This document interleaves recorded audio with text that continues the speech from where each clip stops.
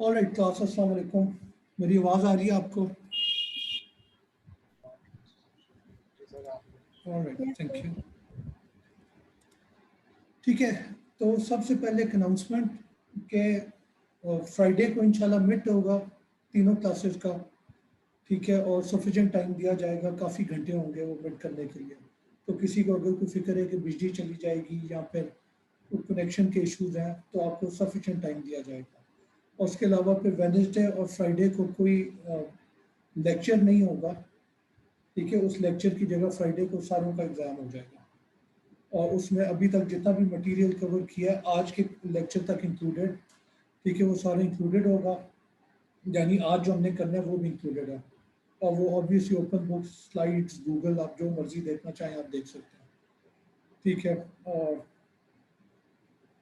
हाँ, और उसके अलावा मेक श्योर कि आप सारे एलएमएस के ऊपर एनरोल्ड हैं, क्योंकि सारे एग्ज़ाम की सबमिशन और एग्ज़ाम का जो अपलोड होगा क्वेश्चन पेपर वो सारा एलएमएस पे ही होगा। ठीक है, एनी क्वेश्चन? ऑलराइट, ठीक है। तो आज हमने बेसिकली पे अगला जो टॉपिक शुरू करना है वो, अभी तक हम HTTP सिक्योरिटी की, वेब सिक्योरिटी की बात कर रहे थे। अभी तक हमने देखा था कि HTTP में क्या क्या हेडर्स होते हैं जो कि आपकी कम्युनिकेशन को सिक्योर करने में हेल्प करते हैं। यानी क्लाइंट सर्वर के बीच में कम्युनिकेशन हो रही है। क्लाइंट आपका ब्राउज़र भी हो सकता है, कोई मोबाइल ऐप हो सकती है, कोई डेस्कटॉप ऐप हो सकती है। अगर वो HTTP इस्तेमाल कर रही है सर्वर के साथ कम्युनिकेट करने के लिए, तो वो फिर हमने देखा था कि उसे कैसे सिक्योर किया जा सकता है। हमने ये भी देखा था कि क्या डिफरेंट वल्नरेबिलिटीज़ होती हैं और उनके लिए क्या क्या हेडर्स होते हैं जो कि उनको प्रोटेक्ट करते हैं उनके अगेंस्ट। ठीक है, आज जो हमने टॉपिक करना है वो है कुकीज़ का, कि कुकीज़ भी जो है बेसिकली वो आपका एक काफ़ी एक वीक पॉइंट हो सकता है एप्लीकेशन का। ठीक है, तो इसलिए उसको सिक्योर करना भी लाजमी होता है। तो वो आज उस पर डिस्कशन करते हैं। ठीक है, पहली चीज़ तो है कि क्विक रिकैप, ये हम ऑलरेडी पिछले लेसन में भी बात कर चुके हैं कि HTTP is a stateless protocol. ठीक है, सर्वर जो है कोई स्टेट मेंटेन नहीं करता। क्लाइंट एक रिक्वेस्ट भेजता है सर्वर को, उसके बाद अगर क्लाइंट कोई अगली रिक्वेस्ट भेजता है सर्वर को, तो सर्वर को ये नहीं पता होगा कि ये दूसरी रिक्वेस्ट जो आई है ये उसी यूज़र से आई है जिसने पिछली वाली रिक्वेस्ट भेजी थी, अगर प्योर HTTP इस्तेमाल हो गया। ठीक है, तो इसलिए फिर HTTP के अंदर कुकीज़ का कॉन्सेप्ट लाया गया था ताकि ब्राउज़र और सर्वर या क्लाइंट और सर्वर के बीच में एक स्टेट मेंटेन हो सके। फॉर एग्जांपल सेशन आईडी, कि अगर एक रिक्वेस्ट भेजी है तो सर्वर को पता हो कि ये आईडी जो है इसके कॉरिस्पॉन्डिंग पहले क्या क्या रिक्वेस्ट आई है, पहले क्या ट्रांजेक्शन हुए हैं। ठीक है, तो वो सारा जो है कुकीज़ के थ्रू मेंटेन होता है। उसके अलावा शॉपिंग कार्ट आपने देखी होगी कि एक पेज के ऊपर शॉपिंग कार्ट में आप कोई आइटम डाल के अगर किसी दूसरे पेज पे जाते हैं, तो अगर प्योर HTTP इस्तेमाल हो रहा हो तो that is a status protocol, which means that the server would not be aware कि इस पेज पे इस जो यूज़र आया है वो शॉपिंग कार्ट में पहले क्या क्या आइटम डाल चुका है। अलबत्ता कुकीज़ के थ्रू जब आप एक आईडी असाइन कर देते हैं तो वो फिर सर्वर मेंटेन कर सकते हैं कि ये आईडी वाला जो यूज़र है उसकी शॉपिंग कार्ट में अभी तक क्या क्या आइटम पड़े हुए हैं। ठीक है, तो बेसिकली इस पर हम काफ़ी डिटेल डिस्कशन कर चुके हैं। क्विक रिकैप में इसलिए करना चाहता था कि इन केस किसी को 100% क्लियर नहीं है तो कुछ उसे आइडिया हो जाए ताकि आज का जो लेसन है वो समझ आ सके। ठीक है, और बेसिकली वो स्टेट मेंटेन होती कैसे है वो हमने देखा था कि सर्वर जो है एक कुकी सेंड कर देता है क्लाइंट को जिसके अंदर स्मॉल बिट्स ऑफ इंफॉर्मेशन पड़े होते हैं, और at the same time cookie जो है वो, इट इज़ पॉसिबल कि वो अपने डेटाबेस में एक एंट्री मेंटेन कर ले, एक एंट्री क्रिएट करे और उसकी आईडी कुकी में सेंड कर दे ब्राउज़र को। अब क्या होगा कि ब्राउज़र एक तो कुकी को स्टोर कर लेगा अपनी लोकल स्टोरेज में। उसके अलावा जब उसी सर्वर को कोई फ्यूचर मैसेज भेजेगा ब्राउज़र, ठीक है, तो ब्राउज़र उस रिक्वेस्ट के साथ साथ कुकी भी भेज देगा। यानी उस रिक्वेस्ट का जो हेडर है उसके अंदर एक कुकी की वैल्यू जो है वो उसने सेट की होगी। ठीक है, अब उसका फायदा क्या होता है कि जब वो रिक्वेस्ट HTTP रिक्वेस्ट जब सर्वर को जाएगी तो वो कुकी वाली फील्ड को देखेगा हेडर के अंदर, और वहां से उसे आइडिया हो जाएगा कि रिक्वेस्ट भेजने वाला कौन था, उसकी आईडी क्या थी। और सर्वर जो है वो अपने डेटाबेस में चेक कर सकते हैं कि इस आईडी की कॉरेस्पॉन्डिंग जो एंट्री थी उसमें क्या इंफॉर्मेशन पड़ी हुई है। फॉर एग्जांपल इस यूज़र ने अपनी कार्ट में क्या क्या डाला हुआ है, जहाँ फिर ये यूज़र जो है किस किस्म के पेजेस को, किस किस्म के आइटम्स को मेरी वेबसाइट पे ब्राउज करता रहे, ताकि सर्वर जो है उसके मुताबिक फिर चीज़ें रेकमेंड कर सकें या एडवर्टाइजमेंट शो कर सकें। ठीक है, तो ये बेसिकली कुकीज़ का एक बहुत सिंपलेस्ट मैंने बर्ड्स आई व्यू दिया है कि किस तरीके से वर्क करता है। अब बात ये है कि कुकीज़ सिक्योरिटी पे मैं पूरा लेसन अगर आज का कर रहा हूँ तो सवाल ये पैदा होता है कि क्या वाकई कुकीज़ को सिक्योर करना लाजमी है, उसका कोई फ़ायदा है, अगर कुकीज़ को सिक्योर नहीं करते तो क्या नुकसान हो जाएगा। तो द थिंग इज कि कुकीज़ जो है वो काफ़ी सेंसिटिव डेटा जो है वो अपने अंदर मेंटेन कर रहे होते हैं। फॉर एग्जांपल सेशन आईडी, ठीक है, या एक्सेस टोकन। तो सेशन आईडी और एक्सेस टोकन जो है इनका मकसद क्या होता है, पहली बात तो ये है। तो सेशन आईडी का मकसद ये है कि जब ब्राउज़र सर्वर को कोई भी रिक्वेस्ट भेजे तो सर्वर को आइडिया हो जाए कि ये रिक्वेस्ट जो है ये उसी एक सेशन का हिस्सा है जो ऑलरेडी कंटिन्यू कर रहा है। ठीक है, सिमिलरली एक्सेस टोकन की बात करें तो एक्सेस टोकन से सर्वर को क्या इंफॉर्मेशन मिल जाती है, तो एक्सेस टोकन देख के सर्वर को आइडिया हो जाता है कि जिस यूजर के ब्राउजर से रिक्वेस्ट आई है, ठीक है, उसे हमने कितनी ऑथराइजेशन दी है। ठीक है, यानी आप अपनी ईमेल चेक कर सकते हैं, तो आपका अगर एक्सेस टोकन आपने सेंड किया है तो सर्वर उसे देख के डिटरमिन कर लेगा कि यस ये जिसके ब्राउजर से आया है वो यूजर इस ईमेल अकाउंट के साथ जुड़ा हुआ है, तो इस ईमेल अकाउंट में जो भी ईमेल है वो उसे रिटर्न कर सकते हैं। ठीक है, ऑन दी अदर हैंड आप अगर अपने एक्सेस टोकन भेज के मेरी ईमेल को एक्सेस करना चाहेंगे तो वो सर्वर को पता लग जाएगा कि आपको उसकी ऑथराइजेशन नहीं है। ठीक है, अलबत्ता लेट सपोज कोई ऑर्गेनाइजेशन का हेड है और उसे इतनी पावर है, ऑथराइजेशन है, तो उसका टोकन अगर सर्वर को आएगा और वो किसी और की ईमेल रिक्वेस्ट करेगा तो सर्वर उसके एक्सेस टोकन से डिसाइड करेगा कि यस इसे ऑथराइजेशन है, और फिर सर्वर उसे ईमेल जो भी उसने रिक्वेस्ट की उसे सेंड कर देगा, शो कर देगा। ठीक है, तो ये सेशन आईडी और एक्सेस टोकन जो है ये काफी सेंसिटिव डेटा होता है, और अगर कुकी कैप्चर हो जाए किसी अटैकर से तो अटैकर को क्या फायदा होगा, अगर सेशन आईडी मिल गई है तो वो अटैकर किसी और यूजर को इंपर्सनेट कर सकता है। ठीक है, लेट सपोज आपने जो है आइटम शॉपिंग कार्ट में डाले, उसके बाद आपने पेमेंट की, अपनी क्रेडिट कार्ड इंफॉर्मेशन डाली, अब आखिरी जो वेब पेज है उस पर आपने बटन प्रेस करके उस सारी सेल को जो है, परचेज को जो है आपने कंप्लीट करना है। अब लेट सपोज दूसरा जो स्टेप था यानी क्रेडिट कार्ड इंफॉर्मेशन डालने वाला, उसके बाद मैन इन द मिडल ने आपके कुकी को कैप्चर किया। ठीक है, और आपकी जो रिक्वेस्ट जा रही थी यानी जो बटन दबा के आपने स्पेसिफाई करना था कि इस एड्रेस पे इस चीज़ को भेज दो, तो अब वो यूज़र क्या करेगा, मैन इन द मिडल क्या करेगा, वो उस कुकी को कैप्चर कर लेगा, फिर आपकी जो रिक्वेस्ट आई है उसे कैप्चर करके वहीं पे ड्रॉप कर देगा, फिर अपनी तरफ से एक नई रिक्वेस्ट बनाएगा सर्वर के लिए जिसमें वो अपना एड्रेस वगैरह स्पेसिफाई करेगा, और साथ कुकी जो है उसमें सेशन आईडी वो वाली होगी जो कि कुकी में थी वो डाल देगा। तो अब सर्वर को तो लगेगा कि आपने जो वैलिड यूजर था जिससे अपनी क्रेडिट कार्ड इंफॉर्मेशन डाली थी, जिसने आइटम शॉपिंग कार्ट में डाले थे, तो सर्वर सेशन आईडी को देख के समझेगा कि शायद अभी तक कोई मेरे से बातें कर रहा है।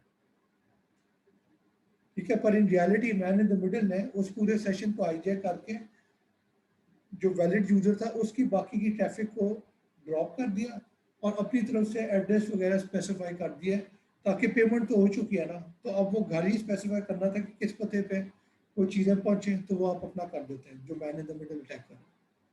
ठीक है, तो ये इम्पर्सनेट करने से काफ़ी नुकसान किया जा सकता है। उसके अलावा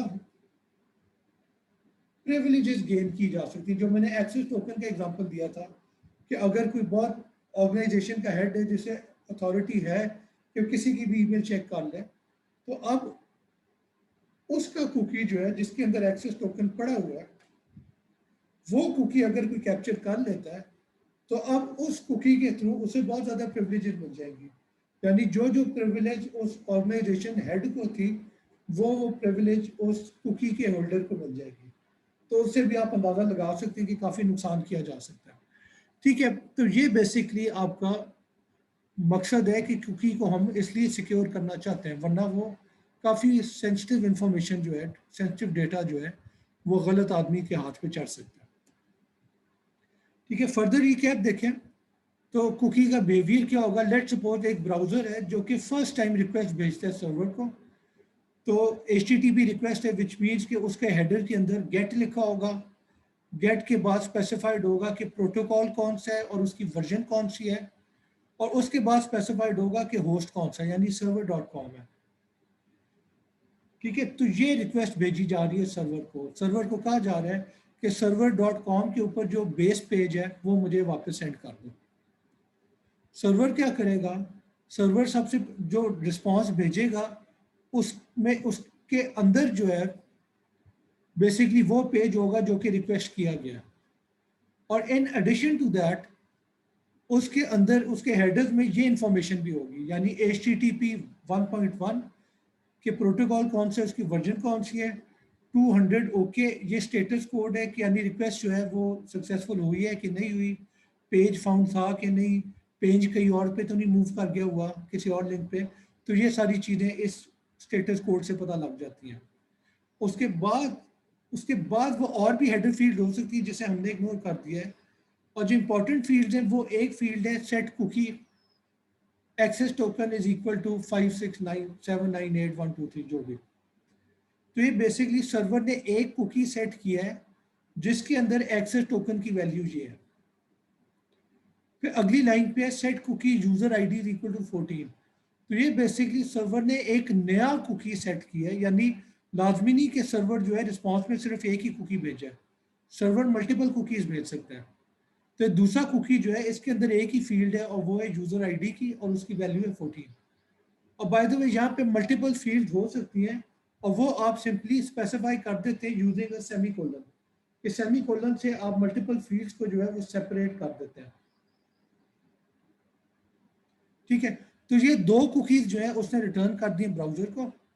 अब ब्राउजर अगली दफा जब इसी सर्वर को कोई भी HTTP रिक्वेस्ट भेजेगा तो उस सर्वर के जितने भी कुकीज थे वो सारे के सारे साथ भेज देगा। यानी रिक्वेस्ट में गेट HTTP 1.1 है, फिर होस्ट स्पेसिफाई किया server.com, उसके बाद उसने कुकी की फील्ड में दो कुकीज भेजे हैं। पहला कुकी जो है उसके अंदर एक ही फील्ड है जिसका नाम है एक्सेस टोकन और उसकी वैल्यू 567982123 है, और अगला जो कुकी है उसके अंदर सिर्फ एक ही फील्ड है, उसका नाम है यूजर आईडी और उसकी वैल्यू 14 है। ठीक है, तो इस तरीके से बेसिकली क्लाइंट और सर्वर के बीच में कम्युनिकेशन चल रही है। एनी क्वेश्चन क्लास यहाँ तक, यानी बेसिक आपको पता होना चाहिए कि कुकी है क्या, वो चाहिए क्यों, और उसका बेसिक बिल्कुल ही ब्रॉड लेवल पे कुकीज का कुकीज वर्क किस तरह से कर रहे होता है। कोई सवाल है तो पूछे, वरना लेट्स मूव ऑन। ऑलराइट, ठीक है, तो ये मैंने कुछ फील्ड बताई थी कि कुकी के अंदर आपने फॉर एग्जांपल यूजर आईडी या एक्सेस और वो सेशन आईडी वगैरह आपने स्पेसिफाई कर दी। उसके अलावा कुकीज़ के अंदर और भी आप डायरेक्टिव, जो सर्वर है वो कुकीज़ के अंदर और डायरेक्टिव भी स्पेसिफाई कर सकता है, यानी ऐसी कमांड स्पेसिफाई, ऐसी वैल्यू स्पेसिफाई कर सकता है जिससे ब्राउज़र को पता हो कि मैंने क्या करना है। और बेसिकली इन डायरेक्टिव्स का मकसद क्या होता है कि सर्वर की कोशिश है कि जो कुकी है उसको मिस यूज़ ना किया जा सके। यानी फॉर एग्जांपल बीच में कोई मैन इन द मिडल है, उसने किसी कुकी को कैप्चर कर लिया है, तो उसके थ्रू वो जो वैलिड यूजर था उसका नुकसान ना करे। ठीक है, तो इसमें कुछ एग्जांपल जो डायरेक्टिव्स के हैं वो एक है एक्सपायर्स का। ठीक है, यानी आप सर्वर बेसिकली स्पेसिफाई करता है कि किस एग्जैक्ट टाइम के ऊपर ये कुकी जो है ये इनवैलिड हो जाएगा और इसको फिर इस्तेमाल करने का फ़ायदा नहीं है क्योंकि सर्वर इग्नोर कर देगा। यानी इसका एक एग्जांपल देखें कि लेट्स सपोज सर्वर ने HTTP रिस्पॉन्स भेजी है ब्राउज़र को, तो उसके अंदर एक फील्ड सेट कुकी का हेडर है, उसमें उसने स्पेसिफाई किया है कि कुकी की एक फील्ड है एक्सेस टोकन, उसकी वैल्यू है 567981123। दूसरी फील्ड है एक्सपायर्स और उसकी वैल्यू है मंडे 26 अप्रैल 2021 3 AM 49 मिनट्स और 0 सेकंड ग्रीनिश मीन टाइम। यानी बेसिकली सर्वर ने ब्राउज़र को कह दिया है कि इस टाइम के बाद अगर तुमने मुझे ये कुकी भेजा ये वाला, तो मैं इस कुकी को इग्नोर कर दूंगा क्योंकि वो एक्सपायर हो चुका होगा। ठीक है, एक्सपायर से रिलेटेड एक और डायरेक्टिव हो सकता है मैक्सेज का, यानी बेसिकली सर्वर क्लाइंट को ब्राउज़र को बता देता है या क्लाइंट को बता देता है कि ये कुकी जो है तुम्हें रिसीव हो गया, कितने सेकंड बाद ये कुकी जो है वो बेकार हो जाएगा। यानी फॉर एग्जांपल वो सर्वर को ब्राउज़र की तरफ से रिक्वेस्ट आई, सर्वर ने जो रिस्पांस भेजी उसमें उसके हेडर में एक फील्ड थी सेट कुकी और सेट कुकी के अंदर एक फील्ड थी एक्सेस टोकन जो भी, और दूसरी फील्ड है मैक्स एज 3600 सेकेंड्स। तो ये बेसिकली ब्राउज़र को बता रहा है कि अगर तुमने 1 घंटे बाद इसी कुकी को इस्तेमाल किया तो ये बेकार हो जाएगा, इसे कोई भी यूज़ नहीं करेगा, कोई भी एक्सेप्ट नहीं करेगा इसे। ठीक है, ऑलराइट। एक और डायरेक्टिव कौन सा होता है वो है डोमेन का, कि बेसिकली सर्वर जो है वो एप्लीकेशन को बता रहा होता है, यूज़र एप्लीकेशन को, क्लाइंट को, ब्राउज़र को, कि ये कुकी जो है ये किस किस डोमेन के ऊपर भेजा जा सकता है। यानी यहाँ पे लिखा हुआ है set cookie access token is equal to 567981123, domain is equal to trusted.server.com। अब इस हेडर में अगर ये लाइन लिखी होगी तो इसका मतलब है कि सर्वर जो है वो ब्राउज़र को या जो भी क्लाइंट एप्लीकेशन है उसे बता रहा है कि तुमने अगर ये कुकी trusted.server.com को भेजा तो वो एक्सेप्ट हो जाएगा, वो इस्तेमाल हो जाएगा। अगर trusted.server.com के अलावा किसी भी डोमेन को भेजा, चाहे वो trusted.a.server.com है, चाहे वो xyz.server.com है, चाहे वो www.google.com है, चाहे वो server.com भी है, server.com पे भी नहीं चलेगा, इनमें से किसी पे भी नहीं चलेगा ये कुकी। अगर डोमेन स्पेसिफाई किया है trusted.server.com तो इसका मतलब है कि कुकी जब किसी भी रिक्वेस्ट के साथ जाएगा तो वो एक्सेप्टेबल सिर्फ तब ही होगा जब रिक्वेस्ट जो है वो trusted.server.com को गई है। अगर इसके अलावा किसी भी डोमेन को गई है तो वो कुकी बेकार है। ठीक है, तो ये प्रोटेक्शन हो जाती है कि आपका कुकी जो है वो अगर हर किस्म की वेबसाइट पे नहीं पे चलता, जिस वेबसाइट ने वो कुकी बनाया था सिर्फ उसी के ऊपर चलेगा। और ये हम अभी थोड़ी देर में डिटेल देखते हैं कि इसका बेसिकली डोमेन को मिसयूज कैसे किया जा सकता है और उससे प्रोटेक्ट कैसे किया जा सकता है। ठीक है, एनीवे तो आखिरी जो डायरेक्टिव है जो हम डिस्कस कर रहे हैं वो पाथ क्या है। तो पाथ जो है वो डोमेन से रिलेटेड ही है, और फर्क क्या है कि यहाँ पे रादर देन आप एक डोमेन को स्पेसिफाई करने के आप एग्जैक्ट पाथ स्पेसिफाई करते हैं। इसका मतलब है कि आप स्पेसिफाई कर रहे हैं कि एग्जैक्ट यूआरएल क्या है जिसके ऊपर ये कुकी जो है ये चल जाएगा। अगर इस यूआरएल से हट के किसी भी पेज पे ये कुकी भेजा तो उसको इस्तेमाल नहीं किया जाएगा, सर्वर उसे ड्रॉप कर देगा। तो ये आप देख सकते हैं कि ये डोमेन के मुकाबले में ज़्यादा स्ट्रिक्ट है। यानी डोमेन में अगर आपने स्पेसिफाई किया है कि trusted.server.com जो है उस पर कुकी चल जाएगा, तो अब आप फॉर एग्जांपल कह रहे हैं कि डोमेन trusted.server.com है पर उसमें पाथ जो है वो /trusted/path है। यानी इसके अलावा अगर कोई भी और यूआरएल है बेशक उसी डोमेन के ऊपर है बेशक trusted.server.com के ऊपर ही कोई दूसरी URL है, उसके ऊपर भी ये कुकी नहीं वर्क करेगा। ठीक है, तो ये आपको फिर और भी ज़्यादा प्रोटेक्शन मिल जाती है कि सिर्फ एक ही पेज के ऊपर ही वर्क करेगा, उसके अलावा किसी पेज पे इस्तेमाल करने की कोशिश की जाती है तो बेकार होगा। ठीक है, तो बेसिकली आप as developer, web application developer, server developer, आप क्या कोशिश करते हैं कि आप एक्सपायर मैक से डोमेन पाथ इस तरीके से स्पेसिफाई करें कि कुकी जो है वो मिस यूज ना हो सके। फॉर एग्जांपल कुकी जो है अगर एक सेशन 10 मिनट का है तो फिर 10 मिनट के बाद एक्सपायर कर जाए। ये ना हो कि कुकी जो है वो 3 दिन बाद कोई दूसरा बंदा उसी कुकी को इस्तेमाल करते हुए वो सेशन हाईजैक कर ले या किसी यूजर को इम्पर्सनेट कर दे। ठीक है, फॉर एग्जांपल आप देखें कि आप जब गूगल में साइन इन करते हो, आप जीमेल में साइन इन करते हैं, तो अब अगर ब्राउजर बंद कर देते हैं और कुकी जो है वो डिलीट नहीं हुआ, तो अब मसला क्या होगा? अगर आपका कोई दोस्त आपका ब्राउजर इस्तेमाल करता है, ब्राउजर को ऑन करता है आपके कंप्यूटर पे, तो वो जीमेल को ऑटोमेटिकली लॉग इन कर जाएगा। तो यहाँ पे बेहतर होता है कि कोई एक्सपायरी का कॉन्सेप्ट होता कि कुकी जो है एक थोड़े टाइम का बाद एक्सपायर कर जाए, ताकि अगर आपकी मशीन पे कोई दूसरा, आपने ब्राउजर बंद कर दिया तो आइडियली एक्सपायर हो जाना चाहिए, ताकि अब कोई आपकी मशीन पे कोई दूसरा बंदा आके बैठता है तो वो ऑटोमेटिकली लॉग इन नहीं हो जाएगा। और ये अब आप देख सकते हैं LMS के केस में कि अगर आपने lms.umt.edu.pk पे लॉग इन किया है तो कुकी जो है वो थोड़ी देर तक तो चलेगा,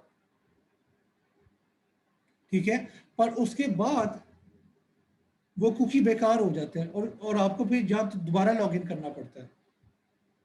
तो उसका यही मकसद होता है कि अगर उसी मशीन पे कोई और शख्स आ गया है तो वो जो है वो उसी कुकी की वजह से ऑटोमेटिकली आपके अकाउंट में साइन इन हो गया हो। ठीक है, तो ये फिर एज डेवलपर आपने डिसाइड करना होता है कि आपके सिनेरियो में क्या चीज़ वर्क करती है। यानी एक्सपायरी या मैक्स एज रखनी है तो कुछ दिन की होनी चाहिए, इनफाइनाइट होनी चाहिए, कि कुछ मिनट की होनी चाहिए। ठीक है, तो वो फिर आपने देखना है कि कितनी सिक्योरिटी रिक्वायरमेंट है। अगर कोई हाईली सिक्योर चीज़ चाहिए आपको तो फिर आप कुछ मिनट के बाद कुकी को एक्सपायर कर देंगे ताकि वैलिड यूज़र है तो दोबारा लॉग इन करें। और अगर कोई आम सी चीज़ है उसमें कोई खतरे वाली बात नहीं है तो बेशक सारी ज़िंदगी वो कुकी लॉग इन रहे, कोई मसला नहीं होगा, एक्सपायर ना करें। Anyway, any question class? Alright then, moving on. ठीक है, एक और कॉन्सेप्ट जो आपने इनकाउंटर एक टर्म की होगी वो होता है ट्रैकर। ठीक है, super cookie, I am not sure आपने सुना होगा कि नहीं, पर ये दोनों रिलेटेड टर्म्स हैं। ठीक है, लेट्स सपोज एक सर्वर है जिसने क्लाइंट की जब HTTP रिक्वेस्ट आई थी तो उसे रिस्पॉन्ड किया है और उस रिस्पॉन्स के अंदर उसने एक कुकी भेज दी है। ठीक है, set cookie access token let's suppose 567981123 है, और जो डोमेन स्पेसिफाई की है वो उसने स्पेसिफाई की है .com, यानी बहुत ही वेग। क्या .com? gmail.com, google.com, hotmail.com, ठीक है, yahoo.com नहीं, .com, बस ये टॉप लेवल डोमेन होती है। अब इसमें क्या होगा कि अगर कुकी जो है वो टॉप लेवल डोमेन के ऊपर स्पेसिफाई किया गया है यानी .com क्या कुकी है, तो अब क्या होगा, ये बेसिकली सुपर कुकी या ट्रैकर कहलाएगा। ठीक है, इस कुकी को इस्तेमाल करते हुए बेसिकली जो सर्वर था वो यूजर को ट्रैक कर सकता है। अब इसका क्या मतलब है, यानी बेसिकली इस एग्जांपल में प्रॉब्लम क्या है, अगर मैंने domain is equal to .com कर भी दिया है तो मसला क्या है? तो मसला ये है कि ब्राउजर अगर कोई भी HTTP रिक्वेस्ट भेजता है किसी भी ऐसे वेब पेज को, किसी भी ऐसे वेब सर्वर को, किसी भी ऐसी डोमेन को दैट एंड्स इन .com, तो ये कुकी जो है उस रिक्वेस्ट के साथ जाएगा। ठीक है, for example gmail.com, hotmail.com, google.com, ठीक है, कोई भी वेबसाइट है, अगर उसे ब्राउजर रिक्वेस्ट भेज रहा है तो उस रिक्वेस्ट के अंदर डॉट कॉम, अगर वो एंड जो है वो डॉट कॉम में करता है तो ये कुकी जो है उस रिक्वेस्ट के साथ चला जाएगा। यानी लेट्स सपोज कुकी जनरेट किया था gmail.com ने, पर उस कुकी में डोमेन स्पेसिफाइड है डॉट कॉम, तो अब yahoo.com को अगर ब्राउजर से रिक्वेस्ट जाती है तो ये कुकी उसे भी जाएगा, अगर hotmail.com को रिक्वेस्ट जाती है तो कुकी उसे भी जाएगा, किसी भी वेब पेज को रिक्वेस्ट जाती है जो कि डॉट कॉम में एंड करता है तो ये कुकी उसे जाएगा। ठीक है, तो ये बेसिकली जो है प्रॉब्लमेटिक है। क्यों प्रॉब्लमेटिक है? नंबर वन, प्राइवेसी, कि आपका ब्राउजर जो है वो आप जिस जिस वेबसाइट को एक्सेस कर रहे हैं जो कि डॉट कॉम में एंड करती है, उन सारों को ये पता होगा कि बंदा हमारी वेबसाइट पे आया है, और अगर वो वेबसाइट आपस में इंफॉर्मेशन एक्सचेंज करती है तो उन सारों को पता होगा, इस एक कुकी आईडी से ट्रैक कर लेंगे कि ये यूजर किस किस वेबसाइट को एक्सेस करता है। आप एक एग्जांपल ले लें कि आप वेब पेजेस पे जाते हैं तो साइड पे कोई इश्तिहार वाला बैनर बना होता है, तो अगर वो बैनर हर पेज पे रिपीट हो रहा है और वो बैनर जो है एक ही, यानी जो भी पेज है उस पर यही कुकी जाता है, तो उस बैनर को पता लग जाएगा कि ये किस किस वेबसाइट के ऊपर ये यूजर जा चुका है। ठीक है, तो बेसिकली उस एक आईडी से यूजर को ट्रैक किया जा सकता है कि किन किन वेबसाइट को एक्सेस करते हैं, क्योंकि हर वेबसाइट पे वो ये कुकी जा रहा होगा। ठीक है, अगर डोमेन जो है वो इक्वल टू डॉट कॉम ना होती, इक्वल टू gmail.com होती, तो अब वो कुकी सिर्फ और सिर्फ gmail.com की वेब रिक्वेस्ट के साथ जाता, किसी और को ना जाता, तो इसलिए ट्रैक ना किया जा सकता कि, यानी उस एक आईडी से सिर्फ यही ट्रैक किया जा सकता था कि ये बंदा gmail.com को विजिट करता है, ये नहीं ट्रैक किया जा सकता कि जीमेल के अलावा किस किस वेबसाइट को एक्सेस करता है। ठीक है, तो सुपर कुकी जो है या ट्रैकर कुकी जो है वो ये मसला कर देता है कि वो, क्योंकि हर वेबसाइट को वो ये कुकी जा रहा है, तो बड़े आराम से ट्रैक किया जा सकता है कि किस किस वेबसाइट को ये बंदा एक्सेस करता है, और उसकी प्राइवेसी जो है वो फिर बहुत ज़्यादा इफेक्ट होती है। और दूसरी चीज़ इंफॉर्मेशन लीकेज, कि अगर कुकी के अंदर कोई सेंसिटिव पीस ऑफ इंफॉर्मेशन है, फॉर एग्जांपल आपका ऑथेंटिकेशन कोड जीमेल का, अब अगर जीमेल ने गलती से डोमेन डॉट कॉम स्पेसिफाई कर दिया है, तो अब जिस भी डॉट कॉम वाले वेब रिक्वेस्ट को ये कुकी जाएगा, उन्हें जो है आपके जीमेल का ऑथेंटिकेशन टोकन भी मिल जाएगा। तो वो जो है वो काफ़ी सीरियस इंफॉर्मेशन लीकेज है, क्योंकि वो जो है वो फिर उस टोकन को इस्तेमाल करते हुए आपके अकाउंट में लॉग इन कर सकते हैं। ठीक है, तो ये ट्रैकर और सुपर कुकीज़ का मसला है। और बाय द वे इस पे काफ़ी डिबेट होते हैं कि आया ये लीगल होना चाहिए कि नहीं, और इस पे काफ़ी हद तक जो है वो एक्शन भी लिया जा सकता है। यानी एक कंपनी थी कॉमकास्ट थी, फिर एक वराइजन थी, जो कि अपने यूज़र्स के जो ट्रैफिक जाती थी उसमें कुकी ट्रैकर जो है वो इंसर्ट कर देते थे। तो ये जब पता लगा था तो फिर उनके खिलाफ एक्शन लिया गया था और काफ़ी मिलियन डॉलर्स का जो है उन्हें फाइन पे करना पड़ा था। ठीक है, तो ये कुछ हद तक इलीगल है, इन सम केसेस डिबेट किया जा सकता है और लीगल कहा जा सकता है। ठीक है, पर ग्रे एरिया ही है, क्योंकि एक एंड पे बात होती है कि आपने यूज़र की प्राइवेसी का कितना ध्यान रखना है, ये एक साइड ऑफ द स्टोरी है। दूसरी साइड ऑफ द स्टोरी ये है कि अगर आपको ट्रैक कर लेते हैं तो उसका यूज़र को फ़ायदा भी है। फ़ायदा क्या है कि जो यूज़फुल किस्म की एडवर्टिजमेंट है फॉर एग्जांपल, या यूज़फुल किस्म की रिकमेंडेशन है, वो यूज़र को मिलेगी।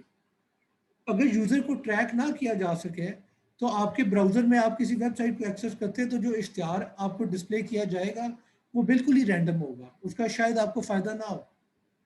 ठीक है, तो ये दोनों साइड ऑफ द स्टोरी होती है, इस पर डिबेट चलता रहता है कि आया प्राइवेसी पे ज़्यादा फोकस होना चाहिए या फिर एडवर्टाइजिंग और इन चीज़ों का जो फ़ायदा है उस पर फोकस होना चाहिए। ठीक है, एनीवे, तो ये जो है ये तो लीगल हेड्स जो होते हैं उनका काम होता है। ठीक है, तो एक चीज है कि ब्राउजर जो है वो सुपर कुकीज को ब्लॉक कर सकते हैं।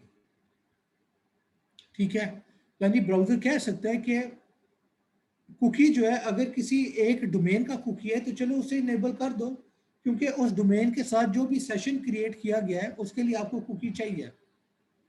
ठीक है, अलबत्ता अगर कोई सुपर कुकी है जिसमें एक dot com domain for example specify होगी है, तो उसका तो मकसद कुछ सेशन मेंटेन करना नहीं है, उसका मकसद फ़कत एक ही है कि दुनिया को पता लग जाए कि ये यूज़र जो है ये किन किन वेबसाइट को एक्सेस करता है, यूज़र को ट्रैक किया जा सके। तो ब्राउज़र कह सकता है कि ठीक है, इस चीज़ को जो है मैं फिर ब्लॉक कर देता हूँ, क्योंकि इसके बगैर भी हमारा सेशन चल जाएगा, इसका मकसद सिर्फ ट्रैकिंग है और उसकी मैं इजाज़त नहीं दे सकता।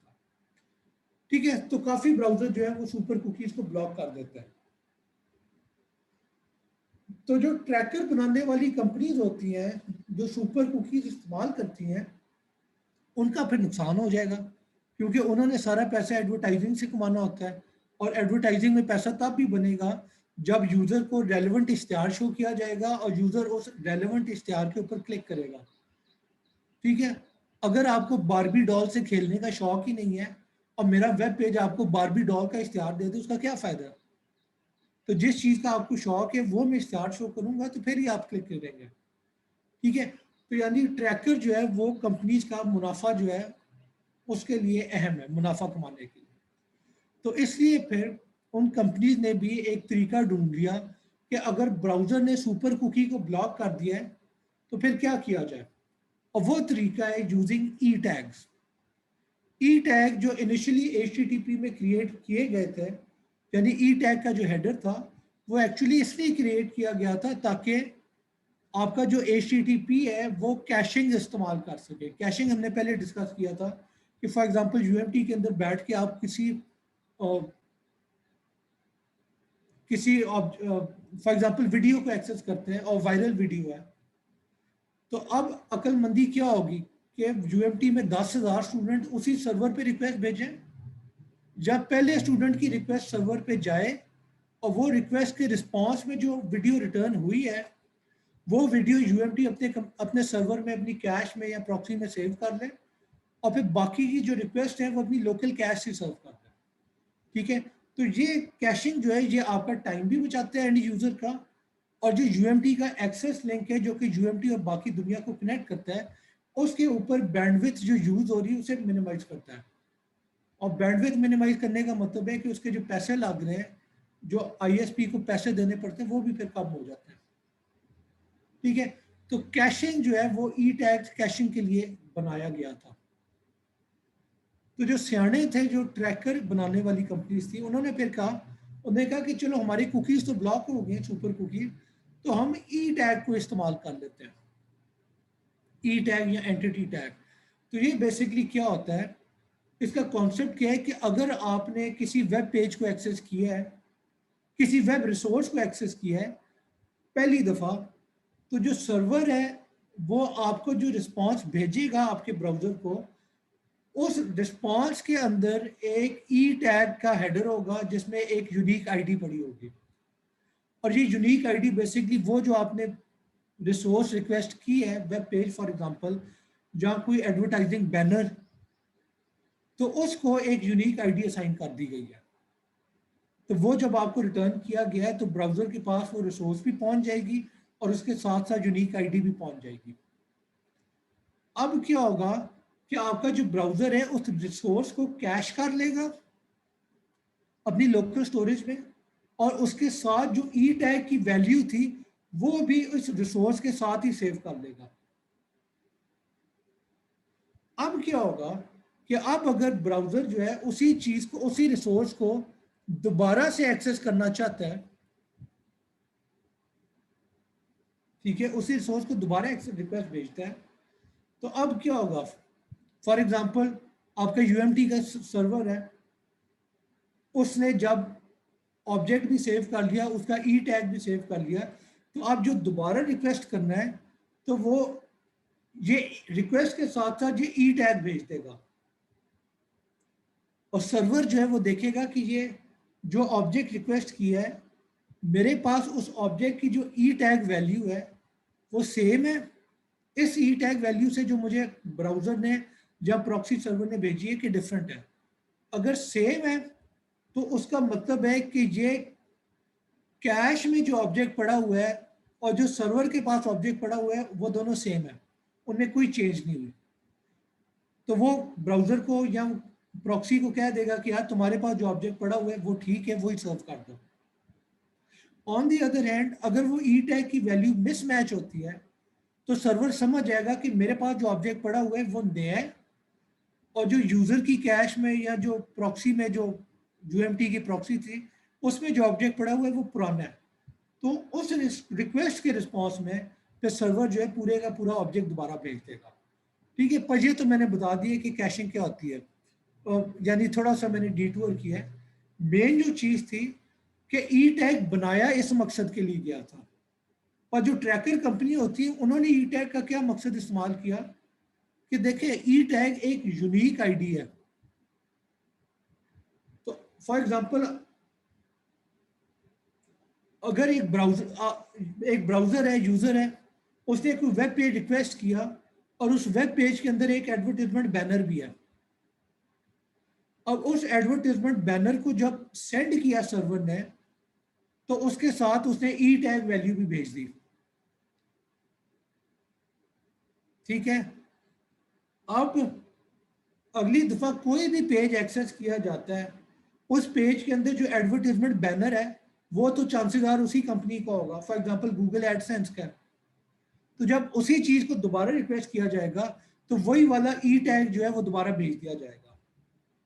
अब जब ई टैग भेजा जाएगा, ठीक है, सर्वर को, तो उस ई टैग से सर्वर को पता लग जाएगा कि पिछली दफा जब इसने मुझे रिक्वेस्ट भेजी थी तो वो किस पेज से भेजी थी, यानी किस डोमेन वाला पेज खुला हुआ था जिसमें ये बैनर लोडेड था, उसने मुझे रिक्वेस्ट भेजी थी। अब जो इसने रिक्वेस्ट भेजी है तो उस ई टैग से पुरानी वाली रिक्वेस्ट के साथ आप जो है ना वो मैच कर सकते हैं कि पहले फलाने पेज से मेरी तरफ रिक्वेस्ट आई थी, अब इस पेज से आई है। फ्यूचर में यही ई टैग की वैल्यू अगर दोबारा भेजी गई तो सर्वर को पता लग जाएगा कि पहली दो दफा ये बंदा जब मेरे पास रिक्वेस्ट भेजी थी इसने तो किन पेजेस से इसने रिक्वेस्ट भेजी थी। फॉर एग्जाम्पल पहले जो है क्रिकेट ESPN cricinfo.com पे ये बैनर लोडेड था, वहां से रिक्वेस्ट मुझे भेजी थी। अब जो है उसने archiecomics.com के ऊपर मेरा एडवर्टाइजमेंट बैनर था तो उसने वहां से मुझे रिक्वेस्ट भेजी है।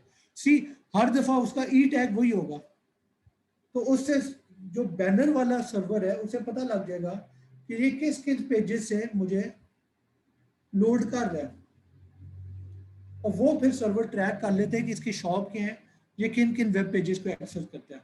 अब आपकी मशीन का अगर आईपी एड्रेस चेंज हो जाए, आप जावास्क्रिप्ट को डिसेबल कर दें, कुकीज को डिलीट कर दें, कोई फर्क नहीं पड़ेगा क्योंकि ई टैग तो वही पड़ा हुआ है ना।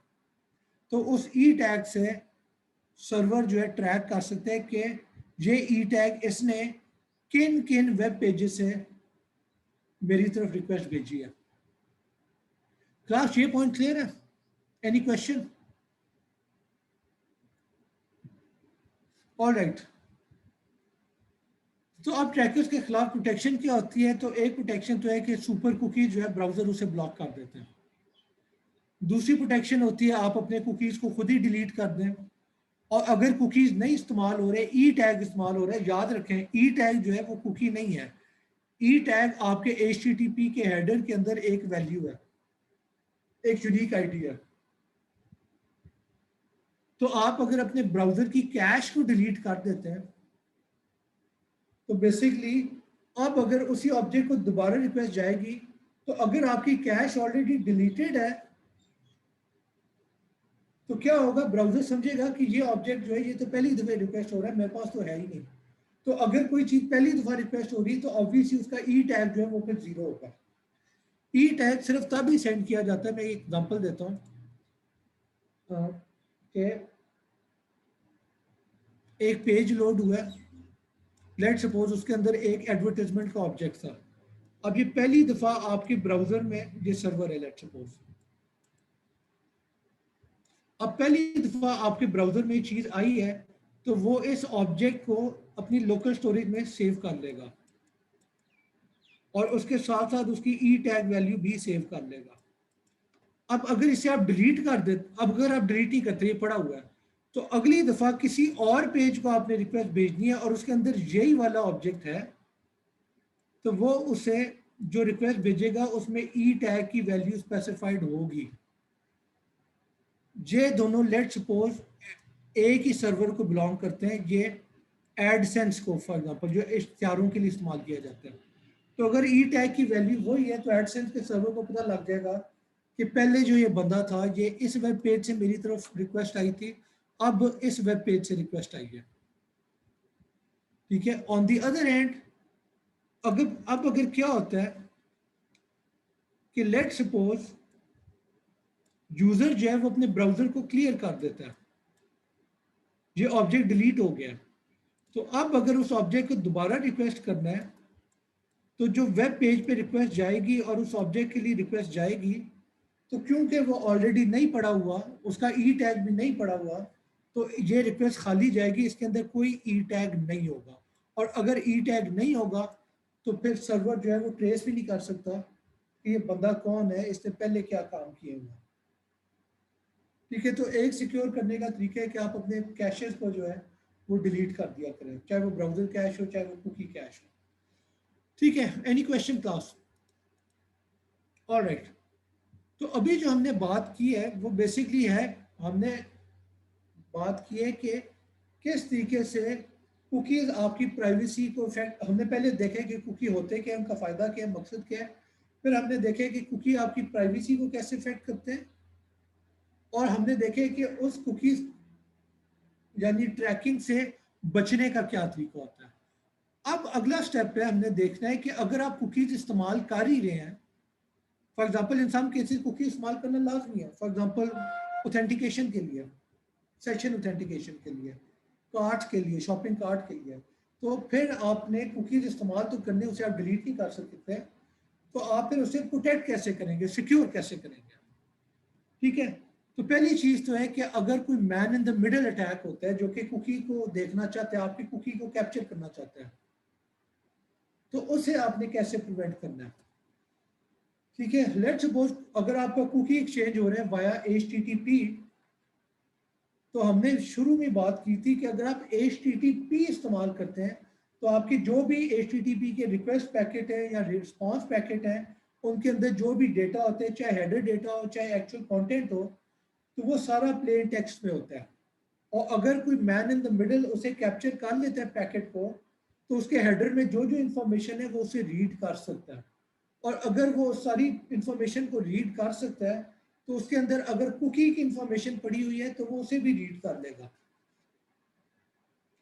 तो अगर कुकी को रीड कर लिया है तो बेसिकली वही वैल्यू दोबारा इस्तेमाल करके वो मैन इन द मिडल आपके सेशन को हाईजैक कर सकता है, यानी वो आपके पैकेट्स को पकड़ पकड़ के ड्रॉप करी जाएगा और अपनी तरफ से सर्वर को पैकेट भेजी जाएगा। ठीक है, तो ये हाईजैकिंग है। इससे बचने का तरीका क्या है कि सर्वर जो भी ट्रैफिक भेजता है क्लाइंट को, वो ट्रैफिक जो है ओवर HTTPS होगी, यानी जो भी रिस्पॉन्स पैकेट है अगर वो ओवर HTTPS भेजा है तो क्या होगा, वो हमने शुरू में कहा था कि अगर आप HTTPS इस्तेमाल करते हैं तो आपका जो भी पैकेट होता है वो इनक्रिप्ट होता है, यानी पैकेट के अंदर जो कंटेंट है वो भी इनक्रिप्ट होता है और पैकेट के अंदर जो हेडर है वो भी इनक्रिप्ट होता है, तो यानी जो कुकी वाली फील्ड है वो भी इनक्रिप्टेड होगी। ठीक है, तो ये बेसिकली आप सर्वर एंड पे इंश्योर करते हैं कि कोई भी आपकी कुकी को कैप्चर ना कर सके पैकेट में से, मैन इन द मिडल।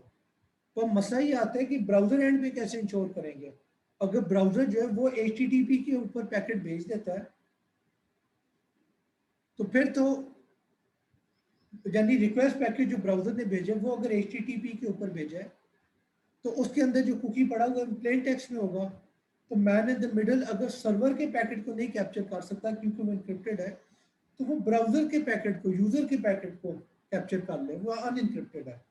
ठीक है, तो यहाँ पे भी चीज आ जाती है कि सर्वर जो है वो जब कुकी भेजता है क्लाइंट को तो वो इनक्रिप्टेड यानी HTTPS के ऊपर, तो वो उस कुकी के अंदर एक वेरिएबल या एक फ्लैग सेट करता है, उस फ्लैग की वैल्यू होती है सिक्योर। तो ये जब पैकेट जाएगा ब्राउजर को, और वो ब्राउजर जब देखते हैं कि कुकी के अंदर सिक्योर की फील्ड सेट है, तो उस वैल्यू से ब्राउजर समझ जाएगा कि मैंने इस कुकी को अगर किसी भी रिक्वेस्ट के साथ भेजना है तो I have to make sure कि वो रिक्वेस्ट HTTPS की हो। मैं कभी इस कुकी को ओवर HTTP रिक्वेस्ट नहीं भेजूंगा। ठीक है, तो बेसिकली इस तरीके से क्या हो रहा है कि सर्वर जो है वो इंश्योर कर रहा है कि वो खुद भी कुकी को इंक्रिप्टेड भेजे, और वो इंश्योर कर रहा है कि अगर जो क्लाइंट है वो इस कुकी को किसी सर्वर को भेजना चाहता है तो वो भी हमेशा इसे इनक्रिप्ट करके भेजे, ओवर HTTPS भेजे, वरना ना भेजे। ठीक है, तो इस तरीके से man in the middle attack बच जाएगा, क्योंकि अगर मैन इन द मिडल उसे पकड़ भी लेता है पैकेट को तो फायदा नहीं है, क्योंकि इनक्रिप्टेड पैकेट है वो उसे डिक्रिप्ट नहीं कर सकता। ठीक है, ऑलराइट। दूसरा जो अटैक है वो है कि हमने प्रिवेंट करना है कि कुकी लीक ना हो। For example cross site scripting attack है, तो क्या होता है कि एक यूजर है, मलिशियस यूजर है, वो क्रॉस साइट स्क्रिप्टिंग के थ्रू एक मलिशियस जावास्क्रिप्ट कोड इंजेक्ट करता है किसी अच्छी भली वेबसाइट के अंदर, जो हमने पहले देखा था कैसे इंजेक्ट किया जा सकता है। और वो कोड क्या करता है, वो कोड ब्राउजर के जो लोकली स्टोर्ड कुकी है उसको रीड कर लेता है using the document dot cookie property. यानी जावास्क्रिप्ट के अंदर एक डॉक्यूमेंट डॉट कुकी प्रॉपर्टी होती है जो कि उस ब्राउजर का जो भी कुकी पड़ा हुआ है उसे रीड कर सकता है। तो इसके थ्रू वो उस कुकी को एक्सेस करेगा, और फिर जो है ये कुकी जो है जो भी मलेशियस यूजर था उसकी तरफ सेंड कर देगा। अब इस चीज से कैसे बचना है, सर्वर जो है जब भी क्लाइंट को HTTP रिस्पॉन्स भेजेगा जिसके अंदर कुकी की वैल्यू सेट है, तो वो कुकी की वैल्यू के साथ एक फ्लैग सेट कर देगा जो होगा HTTP ओनली। तो अगर ब्राउजर को एक कुकी आए और कुकी के अंदर HTTP ओनली की वैल्यू भी सेट है, तो ब्राउजर समझ जाएगा कि मैंने सिर्फ और सिर्फ HTTP को ये कुकी एक्सेस करने देना है।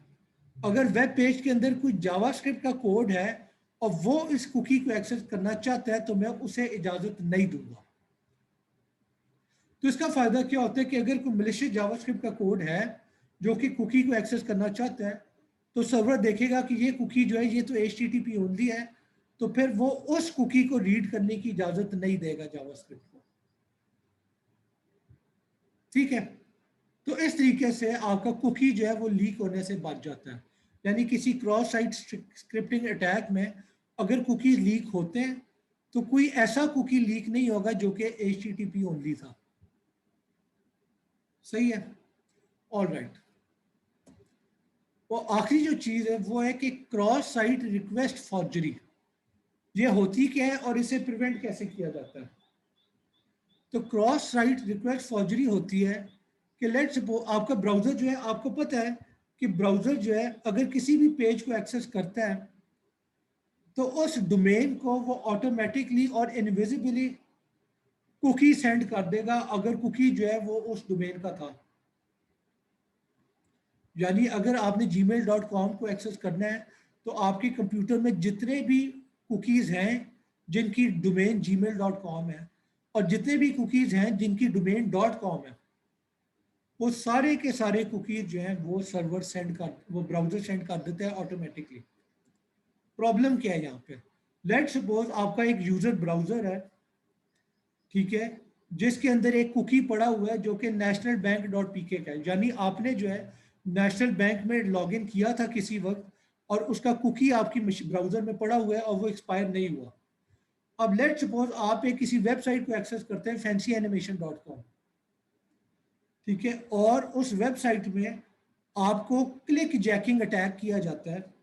यानी वेबसाइट आपको एक ऐसा लिंक, कोई ऐसा पेज शो करती है जिस पे आप क्लिक करते हैं, पर इन रियलिटी क्लिक क्या हुआ है कोई नेशनल बैंक डॉट पीके की ट्रांजैक्शन रिक्वेस्ट होगी है क्लिक, यानी ट्रांजैक्शन क्या है, फॉर एग्जांपल कि आपके अकाउंट से जो है $1000 जो है यूजर को ट्रांसफर कर दो, जो मलेशियस यूजर है, fancyAnimation.com का ओनर।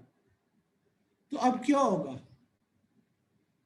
अगर तो आपका कोई कुकी ना होता तो परेशानी नहीं थी, आपकी रिक्वेस्ट जाती सर्वर को नेशनल बैंक के, और वो रिस्पॉन्ड करता कि तुमने रिक्वेस्ट की है पर तुम तो साइन इन ही नहीं हो, तो दोबारा साइन इन करो, उसके बाद तुम्हारी रिक्वेस्ट सर्व होगी। पर अगर कुकी पड़ा हुआ है तो ब्राउजर क्या करेगा, वो उस रिक्वेस्ट के साथ जो है आपका कुकी भी भेज देगा। तो बेसिकली ये क्रॉस साइट रिक्वेस्ट फॉर्जरी है कि कुकी आपका किया है पर ट्रांजैक्शन कौन कर रहा है, fancyAnimation.com, जो कि चोर है, मलेशियस यूजर है। तो अगर आपका कुकी चला गया तो सर्वर समझेगा कि ये रिक्वेस्ट जो आई है वो फैंसी एनिमेशन से नहीं आई, वो आपकी तरफ से आई है। तो सर्वर देखेगा ठीक है ये तो लॉग्ड इन है ऑलरेडी मेरे उसमें नेशनल बैंक के अकाउंट में, तो ठीक है जो भी ट्रांजैक्शन है सर्वर उसे एग्जीक्यूट कर देगा और आपके अकाउंट से पैसे जो है वो मलेशियस यूजर के अकाउंट में ट्रांसफर हो जाएंगे। ये होते हैं क्रॉस साइट रिक्वेस्ट फॉर्जरी, कि किसी मलेशियस यूजर ने फॉर्जरी की है, रिक्वेस्ट भेजी है और उस किसी और सर्वर को, फॉर एग्जांपल बैंक को रिक्वेस्ट भेजी है, पर उस बैंक को जो रिक्वेस्ट भेजी है उसमें अपना ऑथेंटिकेशन नहीं भेजी, उसमें उसने आपकी किसी शरीफ आदमी की ऑथेंटिकेशन, जो विक्टिम है उसकी ऑथेंटिकेशन वाला कुकी भेज दिया। तो ये बेसिकली फॉर्जरी हुई है।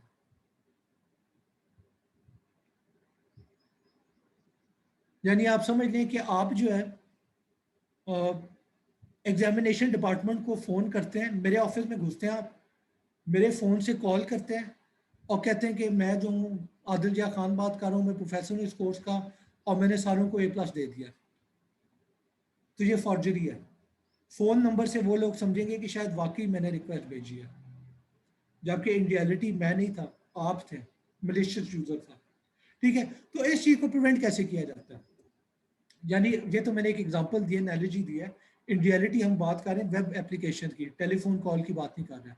तो वेब एप्लीकेशन में इसे कैसे प्रिवेंट किया जाएगा, तो सर्वर जो है वो जब भी कोई कुकी भेजता है, फॉर एग्जांपल उसने पहली दफ़ा आपने लॉगिन किया था तो सर्वर ने एक कुकी भेज दिया नेशनल बैंक डॉट पीके ने, तो उसने उस कुकी के अंदर एक वैल्यू स्पेसिफाई की है जो कि है सेम साइट, ये फ्लैग स्पेसिफाई कर दिया। अब क्या होगा, ये बेसिकली ब्राउजर को सर्वर बता रहा है कि अगर तुमने कभी भी मेरा कुकी इस्तेमाल किया, ठीक है, तो वो कुकी कब सेंड करना है, यानी ब्राउजर जब भी रिक्वेस्ट इनिशिएट करेगा for example national bank dot PK को, तो उसके अंदर जो कुकी भेजेगा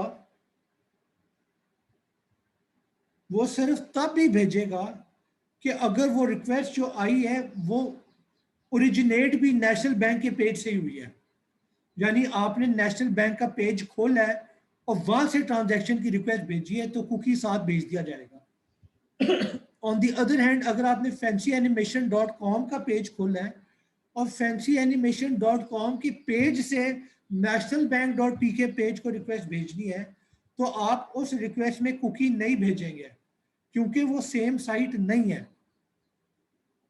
ठीक है, तो इन शॉर्ट अगर सेम साइट का फ्लैग सेट है तो बेसिकली ब्राउजर जो है कुकी सिर्फ तब ही भेजता है अगर डेस्टिनेशन सर्वर भी वही है और जो पेज जहां से रिक्वेस्ट ओरिजिनेट की है वो भी उसी सर्वर का ही, उसी डोमेन का ही पेज है।